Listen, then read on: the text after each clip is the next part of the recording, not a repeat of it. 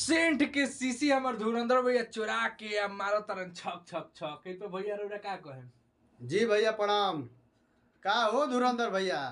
आ गइल औकात पर आय लगातार जब 12 गो गाना फ्लॉप हो गइल उठा नु गुडू रंगीला के गाना। जेगा आज टीजर हमने ये देखनी है सुन जेगा शिल्पी राज कहले बड़ी नु शहर गम कवला ये राजा वही का गुड्डू रंगीला। देखिए सबसे पहले बात हम बताओ तनी कि धुरंधर भैया सब आजमाली हैं जहिया अपना बॉल पर बजवावे के आ जाई नु बात तो इनका से एगो गाना ना बाज सकेला लेकिन उठा ले आज पता बात हुआ डायमंड स्टार के गाना हो भोजपुरी इंडस्ट्री के डायमंड स्टार गुड्डू रंगीला के गाना के बा कि एकरा पहले औ जब ई कहस जे ललका टी शर्टवा इनकर गाना तनी से भागर रहल उहो गाना दूसरे के रहल दूसरा कोनो रउआ पता रहल दूसरे के रहल झगड़ा दूसरे के रहल ई उठाइए लल माने का हम बताई भैया तू का चाहत रह यार इंडस्ट्री में खाली तू ही रह ना चोरी क के पूरा एकदम माने बर्बाद बना देला हुआ भैया। इनकर चामचा बताओ तलो कि होई ना हो देख ल सेंट गम कौला तनी मार द तारा मौसा के गाना हो सेंट गम कहले तनी मरबो बड़ा मौसा मौसा ओ दिना के कहले रहू लो तनी तनी मरबो लो सर्च सेंट गम कौला के कर गाना हो सेंट मार गम कवलू शहर गम कवलू ए रानी जान तर हमरा बुझा तनु जे अब शब्दे नहीं खे कोनो शब्दे तार लोग के लगे नहीं खे उठा लोग के गावत तार लो भैया वो पुरानका जोन गा देले परसन बेचारा एथी वाला डायमंड स्टार होवन पता बानू तरा हां दुकान स्टार बनो तरलो अब लागत कि काल जब गनवा आई नु तो लाइव आके जब करिहन नु तब पता चली ठीक बा नु। अब जानत नहीं एकनी के अब इज्जत नहीं खे रह गइल भैया अगर मान लीजिए कि गाना आप पंच लाइन चोरा लो पियर फराक देखिए सबसे पहले बात फराक फाटल बा ओकरो तो पंच लाइन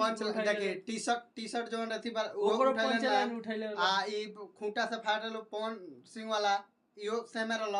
काहे तरह का इतना अगुतई बा हो बाबू हो उ हवे वेव के धुन अगर धुन टी सीरीज वेव अच्छा वेव बताओ वेव याद बने हो एके गो दिल ठीक बनू तो वही अगर रहल त का एगो ग्लोबल म्यूजिक कहले ल कि एकदम पे देखा भैया सबसे पहल का बात कि तू मर्दवा अपना आप के भोजपुरी के आईना बतावे लो अच्छा हो बड़ भाई हो तो बाड़ लेकिन तू लोई मत करलो भैया मन हाथ जोड़ के विनती बा तू लोग कहाँ पहुंचा दे बोलो यार हमरा तो बुझाते नहीं के आ यही पर तू सफारी जहाज ट्रेन हंटर देता रह गिफ्ट गीतकार लोग के हमार बात सुनो अगर तारा दूसरा केहू के गाना गाही के बाद पुरानका गाना गावे के बाद तो राइट्स ले लो पूछ लो जे भैया ए चाचा ए मामा ए काका हम तार गाना गावे के चाहतनी कार हुआ कहतनी कार आए देतनी वो अगला खुदे खुश होके सोना सिंह के गाना उठैले तो बेचारा हर जगह फोन करके कितना रोई है वो लड़की बोल रही थी और वो आपको पड़ेगा नहीं भैया आप कहते हैं जब बेटी का मैं सम्मान करता हूँ लड़कियों का सम्मान कर ये सम्मान करी ले रहुआ दूसरा गाना उठा के केहू का लाइफ खा जाता नहीं ये सम्मान करतनी अब भइलनु कि गुडू रंगीला अच्छा गुडू रंगीला मर गइल बड़े भैया जे तू गावत हव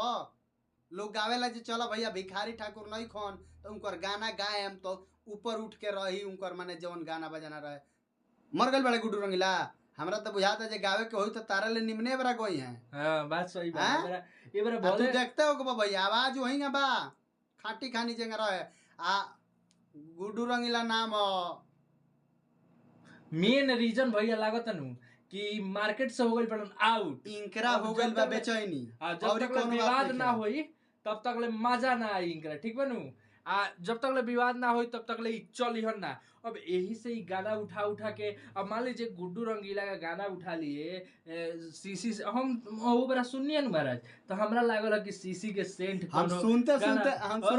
रहे कि सीसी के सेंट एगो गुड्डू रंगीला के गाना रहे बताई आ ई सीसी के सेंट गमकवा जगह सो लास्टो में अगर ना बोले रहती तो हमनी के वीडियो थोड़ी बनती सन हमनी के काली वीडियो बनती सन कोई से भैया माने हमनी के तो माने अब देखो सबसे पहल का बात जे गलती करी ओकरा के रहुआ देखी ई जमाना ऐसन बानू चोर के रहुआ चोर कह देम नु तो ओकरा इतना बाउर लागी नु कि क्या बताई हमनी सन के सही बात कहत नहीं सनू एगो कलाकार के आप जीवन खा रहे हैं हम उसके बारे में बता रहे हैं लेकिन जितना इनका चमचा लो बालो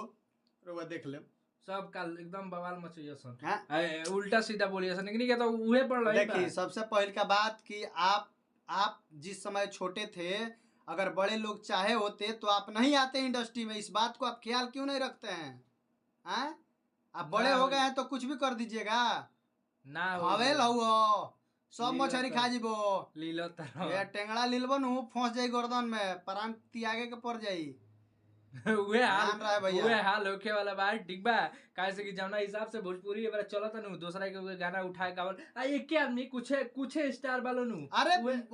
धुरंधर भैया के छोड़ के दोसर केहू गावे वाला नहीं है इंडस्ट्री में। ना महाराज एगो कमरिया पतरे उ पतरे उ एगो बाप औरी उ माने धुरंधर भैया के माने ई सबसे ज्यादा ई लिस्ट में बाड़े, एकदम एके नंबर पर एक बाड़े नंबर गाना पर। उठा अब ले बताई गाना अभी आए लेके टीजरे पे चोरी के एथी हो गइल बा आरोप का ई सत्य सत्य बात है जिस तरह से लास्ट में काल एगो गाना दिया आई लोग- रहुआ लो देख लेम। अरे कैसेट के नामो मिला था भैया। हाँ सेंट के सीसी ना लेकिन उनकर कैसेटवा के नाम ना, अलगे बा उ ना लेकिन सेंट के punchline ना सीसी मिलता। जो पंच लाइन में मिलत नहीं हाँ है। मिलता से शहर गम कवलू ए रानी आ शहर गम रउआ लो कवला ए राजा रउआ लो गाना सुनी, रथी टीजर देख ली, देख के आ, कमेंट देख करी के अपन आ राय जरूर गुड्डू बताई रंगीला हमनी के सबके। गानवा खाली सर्च कर म्यूजिकवा पर बा एकदम सेम ना लागल नु तो कहियो लो गाना चोरी के मर्दे लिस्ट में सबसे वन बैडन ठीक ठीक बा बा। बाकी काल हमनी के बताएम सन कि का कइले बड़न ठीक बा मिलता इंसान अगला